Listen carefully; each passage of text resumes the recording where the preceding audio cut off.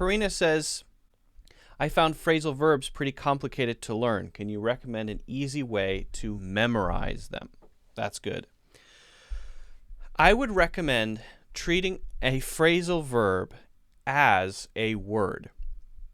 And the tricky thing is not to treat it as just a word that has a meaning, but as a word that might have different meanings. Not meetings, sorry.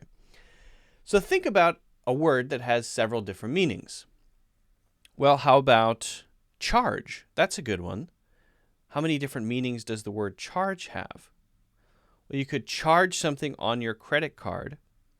You could also charge forward very quickly and run your head into a wall, or like a bull, charge forward. You could lose charge on your phone, or you could charge your phone, which is similar to the credit card thing, but not quite the same, not exactly the same, right? So charge has a lot of different meanings. So that's one word, but if you think of it as different words, then it's actually easier to learn it because you can look at it in the situation of a credit card and look at it in the situation of your phone battery and look at it in the situation of sort of that physical meaning of running forward. Looking at it in all three of those situations allows you to visualize what it means.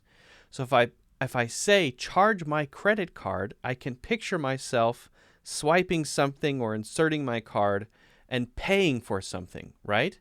And that helps me remember it. I always find it useful when learning words to try my best to, in my imagination, connect the word to some visual thing that's going to be more memorable, right?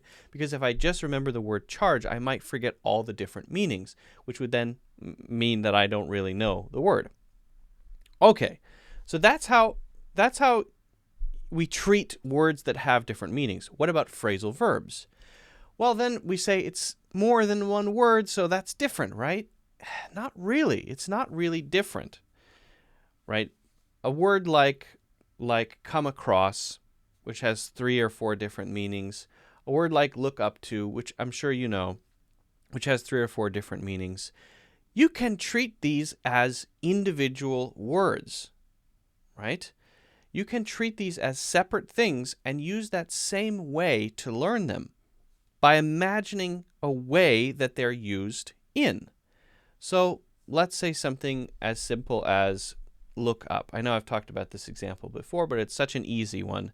And I'm sure you already know it, so maybe that will make it easier. To look up something is researching. So when you're looking up something, just picture yourself in a book trying to find something, find a piece of information, or you're on your computer looking for something to look up how tall Mount Everest is. You're looking that up, okay? All right, so what about the other one? Well, there's the physical meaning of actually moving your head upwards. So look up, all right? That's straightforward too. So you can picture yourself doing that, right? Then there's look up to, which means admire, to look up to someone. So there you would imagine yourself with someone you admire. Maybe it's a famous person. Maybe it's a friend. Maybe it's a mentor. You're looking up to them. You picture yourself looking at that person like this. Wow, amazing. I look up to that person. These visualizations help you remember these kind of as separate things, even though they are the same word or the same phrasal verb. The structure of a phrasal verb is also kind of unique in that the phrasal verb itself has 2 words, but can become 1 word if it becomes a noun. So look up would be a noun or an adjective, I should say. So look up would be 2 words, to look up to someone or to look up some information. But then a lookup tool, well, tool would be a noun, and then lookup would become 1 word, L-O-O-K-U-P, lookup tool. So that's now 1 word, and that's now an adjective, okay? And if lookup could be used as a noun, I suppose it could be. I can't think of an example where you would use lookup as a noun. But things like take off would be a noun, or do a workout. I'm going to go do a workout at the gym. Well, work out is a phrasal verb. Do a workout. A workout. Oh, that's a single word. So when we nounify or adjectivify words, or rather phrasal verbs, we we just say them as one word. But then when they're separate, talked about as actions, then they're two again. But treat them as separate, and try to visualize them based on their individual meanings. So work out. To work out problems. You're sitting with a friend, you're talking about something you disagree with them on, and trying to figure out a solution. You're working out at the gym, lifting weights or running or something like that. That's working out. Okay, so lots of different ways to use those.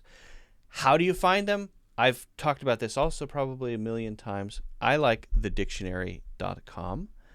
That's my favorite one because that has phrasal verbs and idioms. So it's a very useful, helpful way to look up words and phrasal verbs and idioms and even the beginnings of words if you want to know how something, are there words that begin with B? Give me words that begin with BR, for example. You can search that, and synonyms and all that stuff. It's pretty cool, pretty good stuff. All right, great question from Karina, as usual. Thanks a lot, Karina. If you guys haven't already done so, don't forget to hit the like button. Much appreciated, very important. Subscribe if you haven't done so. And also check out my full courses in the links in the description.